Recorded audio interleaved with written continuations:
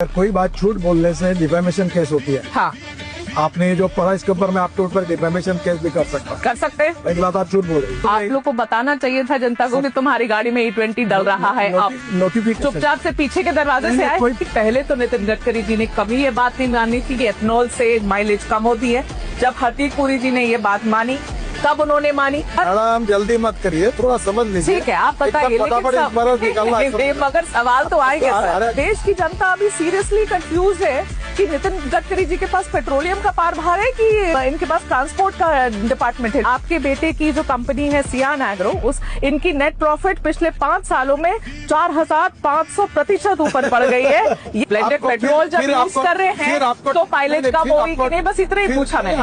आप गलत बोलती हो, फिर समझो। सेंट्रल एक्साइज भी कम किया है एथेनॉल ब्लेंडेड पेट्रोल पर, इसके बावजूद भी पेट्रोल के दाम कम क्यों नहीं हुए? ये सब सवाल आप पेट्रोलियम मिनिस्टर को पूछो। ये बढ़िया है। अभी आप देखो, आप क्या करती है? हाँ। आप तबला रग्गा बजाती है। अरे क्या तबला बजाती हूँ आप मैं? अभी मुझे पूछ रहे हैं कि तुम पेट्रोलियम मंत्री हो, क्या ये भी तुम बोलोगे? जो प्योर पेट्रोल है XP 170 रुपीज पर लीटर, 170 रुपए प्रति लीटर। सर कौन भराएगा गाड़ी में, बताओ? ये पेट्रोलियम विषय के जितने प्रश्न है ना, अब वो पेट्रोलियम मंत्री से ही बात है। मैं आपको दिल्ली देहरादून पूछूंगी सर, उस पे गड्ढे हुए थे सर।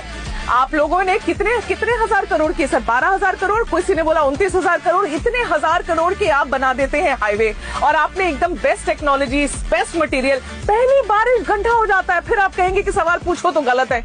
ऐसे कैसे? मैं एंटी नेशनल थोड़ी हो जाऊंगी सवाल पूछूंगी तो।